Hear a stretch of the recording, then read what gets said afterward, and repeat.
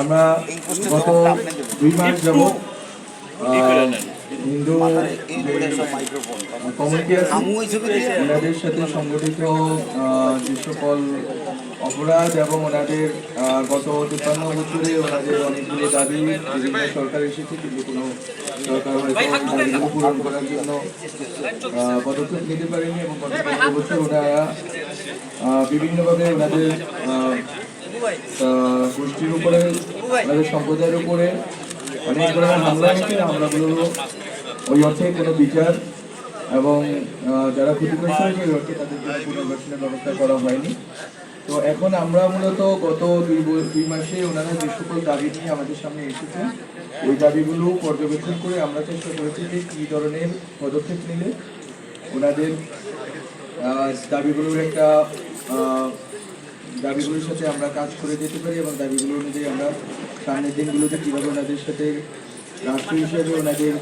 যে যৌক্তিক দাবিগুলো আছে ওই দাবিগুলোকে কীভাবে মেনে নিতে পারি এবং কীভাবে ওনাদের কমিউনিটির স্বার্থকে রক্ষা করা যায়। তো এই ক্ষেত্রে আমরা যেটা গুরুত্বপূর্ণ সেটা হচ্ছে যে 5ই আগস্টের গণ অভ্যুত্থানের পরে আমরা দেখেছি যে বিভিন্ন জায়গায় উদ্দেশ্য পরিকল্পিতভাবে বা অনেক জায়গায় ইনডিসক্রিমিনেটলি হিন্দু সংখ্যালঘু সম্প্রদায়ের উপরে এবং অন্যান্য সংখ্যালঘু সম্প্রদায়ের উপরে হামলা হয়েছে এবং সরকার ওই সময় যতটুকু সামর্থ্য ছিল ওই সামর্থ্য নিয়ে এই হামলা এবং সরকার নয় শুধু, বরং ছাত্র যারা ছিলেন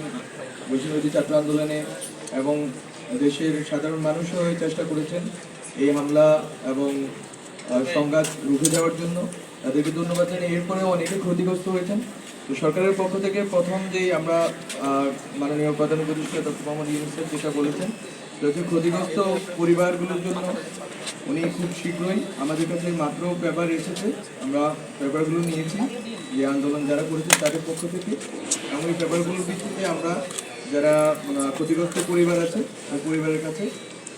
প্রধান উপদেষ্টার ত্রাণ ও কল্যাণ তহবিল থেকে আমরা সহযোগিতার জন্য আমরা চেষ্টা করব। এবং এটা যারা ক্ষতিগ্রস্ত পরিবার আছেন ক্ষতিগ্রস্ত পরিবারগুলো এই সহযোগিতা পাবেন। খুব শীঘ্রই আমরা চাচ্ছিলাম যে দুর্গাপূজা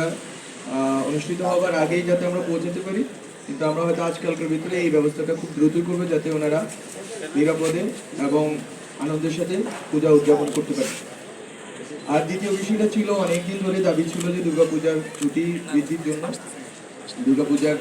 এই যে ষষ্ঠী থেকে দশমী পর্যন্ত বিশেষ করে ওনারা এই উদযাপনটা করেন।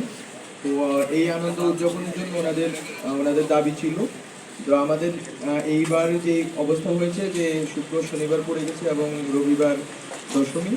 ফলত আমরা চিন্তা করেছি যে একদিন আমরা এবারের জন্য বাড়িয়ে দিব যাতে ওনারা একটা বড় সময় পান পূজা উদযাপনের জন্য। তো এইবার হচ্ছে বৃহস্পতিবারে সরকার আজকের ভেতরেই একটি প্রজ্ঞাপন হয়তো জারি করবে। এর ভিতর দিয়ে আমরা দেখবো যে পূজার ছুটি একদিন বাড়ানো হয়েছে এবং এর মাধ্যমে মূলত একটা মেসেজ দেওয়া এই দুটি উদ্যোগ গ্রহণের মাধ্যমে যে গ্রামে বা শহরে যেখানেই হোক না কেন যারা বিভিন্ন দেশি বিদেশি চক্রান্তের অংশ হিসেবে আপনারা বাংলাদেশের সাম্প্রদায়িক পরিস্থিতিকে আপনারা বিশৃঙ্খল করে তুলতে চাচ্ছেন এবং বাংলাদেশের যে গণ অভ্যুত্থানের পরবর্তীতে যে সরকার আছে সরকারকে যারা অস্থিতিশীল করার জন্য চেষ্টা করছেন, দেশকে অস্থিতিশীল করার জন্য চেষ্টা করছেন, তাদেরকে জেনে রাখা দরকার যে সরকার খুব নিবিড়ভাবে এই দেশের সকল জনগোষ্ঠীর সাথে আছে। বিশেষ করে সংখ্যালঘু সম্প্রদায়গুলো, শুধুমাত্র হিন্দু সম্প্রদায় নয় বরং বৌদ্ধ এবং অন্যান্য যারা সম্প্রদায় আছেন তাদের সবার সাথে নিয়মিত সংলাপের আয়োজন হচ্ছে, নিয়মিত বোঝাপড়া হচ্ছে এবং সরকার তাদের ন্যায্য দাবিগুলো মেনে নেওয়ার ক্ষেত্রে যথেষ্ট ওপেন আছে এখনও। এবং আমরা মনে করি রাজপথের আন্দোলন বিভিন্ন ইস্যু নিয়ে হতেই পারে, কিন্তু আমরা চাই যে আন্দোলনে এখানে যারা সংখ্যালঘু সম্প্রদায় থেকে আন্দোলন করেছেন তাদেরকে আমরা অনুরোধ করব, সরকার ধীরে ধীরে পদক্ষেপ নিচ্ছে। আপনারা এটাও জেনে রাখেন যে দুর্গাপূজাটা শেষ হলে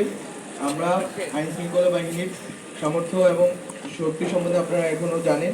আমরা মাত্র গুছিয়ে নিচ্ছি রাষ্ট্রকে। তো এই সময়টাতে আমরা মনে করি খুব দ্রুতই যারা ক্ষতিগ্রস্ত হয়েছে সেই সকল ফ্যামিলিগুলো জাস্ট পুনর্বাসনের জন্যই আমরা টাকা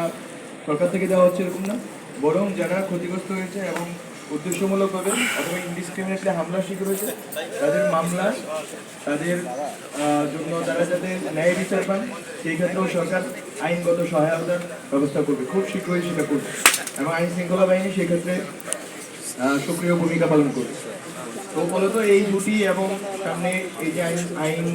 আইনি ব্যবস্থার ব্যাপারে সরকারি সহযোগিতার বিষয় বলার জন্য আমরা মূলত এখানে আসা এবং পূজা মণ্ডপ আমার প্রেস উইং ওনারা এসেছেন, ওনাদের সাথে ঘুরে দেখা। এখানে কমিউনিটি নেতৃবৃন্দ আছেন, তাদের সবাইকে ধন্যবাদ এখানে আমাদেরকে আপ্যায়ন করার জন্য। হ্যাঁ, বৃহস্পতিবারই আমরা বললাম, বৃহস্পতিবারেই একটি ছুটি হবে যেটা সরকার আদেশ জারি করবেন এবং এবার হয়তো 4 দিন একটানা সময় পাওয়া যাবে। আশা করি এবারের পূজা নির্বিঘ্ন এবং আনন্দময় হবে। আর যে বিষয়টা বললাম যে